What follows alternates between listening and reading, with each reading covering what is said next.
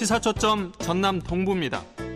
월요일부터 금요일까지 오전 8시 30분 여러분을 찾아갑니다. 지역 뉴스 분석해보는 뉴스 브리핑 시간입니다. 오늘은 폐교 위기를 겪고 있는 농어촌 학교에 입학해 학교를 살리는 역할까지 하고 있는 만학도들 얘기 들어봅니다. 이 내용을 취재한 KBS 순천방송국 양창희 기자 스튜디오에 나와 있습니다. 안녕하세요. 안녕하십니까? 예, 이 만학도들의 졸업식을 취재하셨다고요? 네, 어제 고흥에 있는 도화고등학교의 졸업식에 다녀왔습니다. 오랜만에 이 졸업식 노래를 들을 수가 있었는데 일반 학생 30명 옆에 교복을 입은 만학도 4명, 60대 만학도 4명을 볼 수가 있었습니다.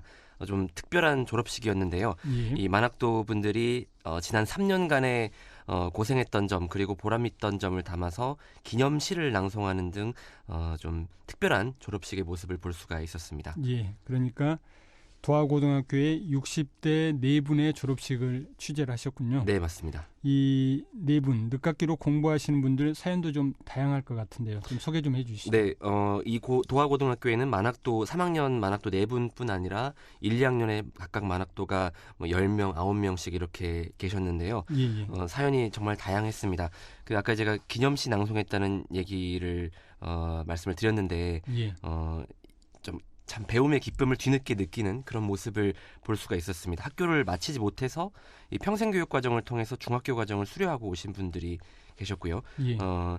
특히 이제 우리 3학년 졸업하신 분들은 모두 고등학교 과정을 잘 마치셔서 예. 순천제일대학교 바리스타 학과에 합격해서 함께 대학까지 다니기로 해서 제2의 인생을 준비하기로 그렇게 하신 분들이었습니다. 60대 4분이 고등학교를 졸업하시고 또 대학교에 진학을 해가지고 공부를 계속 이어가신다고요? 네, 맞습니다. 이렇게 제2의 인생, 또 고흥에 또 커피가 또 유명한 지역이기 때문에 예. 바리스타 학과에 진학을 해서 공부를 더 해보자라고 결심을 하셨고요. 또 이제 1, 2학년 여러분들 말씀 들어보니까 학교를 마쳤는데 고등학교까지 마쳤는데 다시 학교를 다니는 분들도 있었습니다. 예. 잘 이해가 되지 않았는데 학교의 학생 수가 사실 가파르게 줄어드는 형편이지 않습니까? 특히 예, 예. 고흥 같은 농어촌 지역은 더 심각한데요.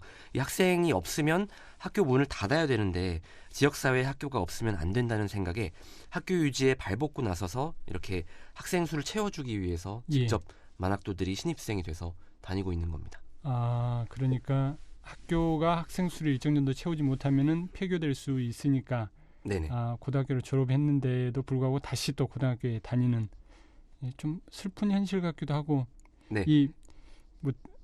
알겠습니다. 네. 제가 갑자기 다른 게 떠올랐는데 예. 그 비유로 하기는 좀 적절치 않은 것 같고 이 만학도들께서 일반 학생들하고 함께 생활을 하는 거네요. 네, 맞습니다. 그러면은 이 일반 학생들이나 학교 운영자 관점에서 보면은 뭐 좀 쉽지 않은 일들도 좀 있고 그런 측면들도 좀 있을 것 같은데요. 네, 3학년은 아까 말씀드렸다시피 이제 도화고 같은 경우 4명뿐이어서 함께 생활을 했습니다. 근데 어르신들 얘기를 들어보니까 본인들이 학교 다니던 6, 70년대와 지금 학생들의 분위기가 상당히 많이 달라서 예. 이 적응에 애를 먹기도 했다고 하는데 반대로 좀 긍정적인 부분은 이 학생들이 어르신들이 늦은 나이에도 이렇게 열심히 공부를 하시는 모습을 보고 예. 좀 귀감이 되는 측면, 또 아무래도 함부로 행동을 하지 못하는 그런 생활지도에 도움이 되는 측면도 어린 학생들이 있었습니다. 자극도 좀 받고 네, 저 그렇습니다. 나이 드신 이제 어떻게 보면은 할머니나 할아버지 뻘쯤 되는 분들도 계실 것 같은데 네, 그렇습니다. 그런 모습들을 보면서 귀감 삼아서 공부도 열심히 하게 되고 네, 생활도 바르게 하게 되는 이런 효과들이 좀 있단 네, 말씀이시네요. 맞습니다. 예. 보통 이 언론에서 졸업 시즌이 되면은 미담 소식들 많이 취재해서 보도를 하게 되는데 이 만학도들 졸업식도 흔히들 다루지 않습니까? 네. 근데 이번 취재 과정이 그렇게 쉽지는 않았다고요. 네, 이게 개인적으로 보면 사실 굉장히 존경스러운 분들이고 예. 확실한 미담이 맞는데 이제 이것은 우리 농어촌 지역의 만학도들이 잇따라 입학하는 것은 단편적인 현상이 아니기 때문에 예. 좀 여러 가지 이야기거리가 있는 것 같습니다. 저희가 도하고 외에 다른 학교도 좀 취재를 해보려고 했는데 학교 차원에서 취재를 하지 말아주십사 하고 좀 정중하게 부탁을 오히려 하시더라고요. 그 이유가 예.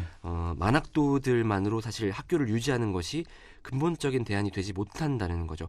일반 학생들을 모집해서 학교를 계속 유지해 나가야 되는데 예. 이 만학도들이 학교를 다닌다는 사실이 오히려 그런 부분에 있어서 부정적인 요인으로 작용하는 경우도 있었다 해서 이 만학도 이야기가 단순한 미담이라기보다는 특히 이제 우리 지역에서는 학령 인구 감소가 만들어낸 새로운 현상이라고 예. 좀 생각이 됐습니다. 아까 말씀하셨던 것처럼 그 학교를 졸업을 하고도 학교 폐교를 막기 위해서 다시 다니는 그런 상황을 네네. 지금 염두에 두고 학교 측에서도 그런 부분들을 좀 취재하는데 좀 꺼려한 측면이 좀 없지 않아 그런 있었겠네요. 학교들도 있었습니다. 그러면 전남 지역 만학도는 얼마나 되나요? 네, 이제 고흥, 무안, 신안, 영암 이렇게 농어촌 지역에 주로 있는데 초등학교까지 합하면 초중고 40개 학교에 150명 지난 6월 기준 통계인데요. 예. 그 정도로 지금 파악이 되고 있습니다. 그러면은 이들 150명 정도 되는데 이들 학교들이 아까 말씀하셨던 그런 경우에 해당되는 학교들이 좀 있습니까? 예, 있고요. 이제 사실 만학도들이 입학하지 않는다고 당장 폐교해야 되는 처지 학교는 거의 없는데 예. 이를테면 이런 겁니다. 이제 학급이 하나가 되느냐, 두 개가 되느냐, 또 학급이 하나와 두 개의 차이는 학생 수에 따라서 교사 모집 그리고 지원금 비율이 달라지기 때문에 예. 학교의 운영에 있어서 굉장히 큰 역할을 하게 되는 거죠. 학생 수의 많고 적고의 여부 차이가.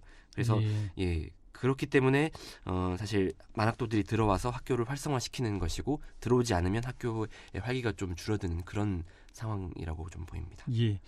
그러니까 그런 이제 지금 계속 얘기가 나오고 있습니다만은 이 지역 포함해가지고 전남 지역 같은 경우는 학령 인구가 이제 계속 줄다 보니까 네. 이런 이제 이걸 궁여지책이라고 해야 될지 아이디어라고 해야 될지는 모르겠습니다만 네. 이런 방법까지 동원이 되는 셈인데 네. 이런 문제들을 좀 어떻게 좀 풀어나가야 될까요? 이 교육청도 저희가 취재를 해보니까 고민이 상당히 깊었습니다. 분명히 이제 사실 이 만학도들을 교육하는 것은 고등학교의 역할이라기보다는 좀 평생교육의 관점에서 좀 바라봐야 되는 부분이고 예. 교육청의 생각은 분명히 고등학교의 기능과는 좀 구별이 돼야 된다. 그래서 인위적으로 폐교를 막기 위한 만학도 모집은 좀 지양해달라, 자제해달라고 일선학교에 공문까지 내려보내기도 했었습니다. 예. 하지만 이게 법상으로 이 만학도들이 입학하는 것이 뭐 불법이다거나 이런 상황은 또 아니기 때문에 예. 또 분명히 이제 지역 어르신들의 좀 배우고 싶은 열망, 수요들도 존재하는 것이 사실이고 만학도들의 존재가 학교를 살리는 데 크게 기여하는 것도 맞거든요. 그래서 예. 이 문제를 어떻게 해결해야 될지에 대해서 좀 여러 가지 좀 지혜를 모아야 될 상황인 것 같습니다. 예. 교육당국도 지금 우리 양창희 기자께서 말씀하신 부분에 대한 고민이 깊다는 거 그리고 그와 관련해 가지고는 아까도 잠깐 말씀하셨습니다마는 평생교육 측면에 대한 접근도 좀 필요한 것 네네. 같고 종합적인 어떤 고민들이 좀 필요해 보이는 네. 대목인 것 같습니다. 네, 맞습니다. 오늘 말씀 잘 들었습니다. 고맙습니다. 고맙습니다. 예, 지금까지 KBS 순천방송국 양창희 기자였습니다.